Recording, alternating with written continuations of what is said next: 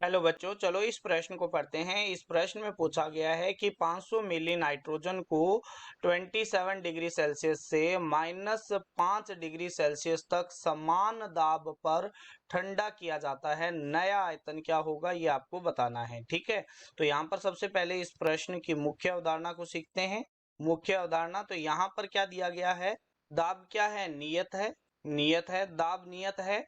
तो अगर हमारे पास में आदर्श गैस समीकरण देखे तो पीवी इज इक्वल टू क्या होता है, एनआरटी होता है। तो पी अगर नियत है तो वॉल्यूम है वो टेम्परेचर के क्या हो जाएगा, डायरेक्टली प्रोपोर्शनल हो जाएगा। ठीक है, तो यहाँ पर आ जाएगा V1 अपॉन में V2 बराबर T1 अपॉन में क्या आ जाएगा, T2 आ जाएगा। ठीक है, अब यहाँ पर आपको दिया गया है T1। T1 कितना दिया गया है, वो आपके पास में दिया गया है 27 डिग्री सेल्सियस, जो होता है 300 केल्विन के बराबर।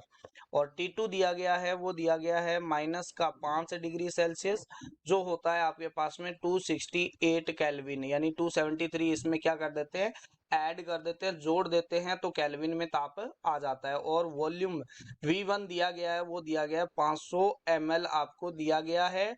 और V2 आपको क्या करना है, निकालना है। ठीक है, तो यहाँ पर मान पुट कर देते हैं, तो आपके पास में आएगा, वो आएगा आपका 500 अपॉन में आएगा V2 बराबर आ जाएगा 368। ठीक है, तो V2 बराबर आ जाएगा, ये 2 जीरो है वो 2 जीरो से कट कर देते हैं यहाँ पर। ये देखो आपके पास में कट हो गई है यहाँ पर।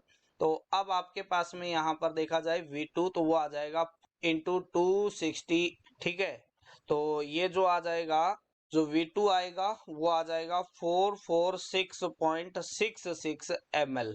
ठीक है, और ये आपके पास में दिया गया है ऑप्शन बी के अंदर। आशा करते हैं मुख्य अवधारणा के आधार पर आपको इस प्रश्न का उत्तर समझ में आया होगा, जो कि ऑप्शन बी है। धन्यवाद।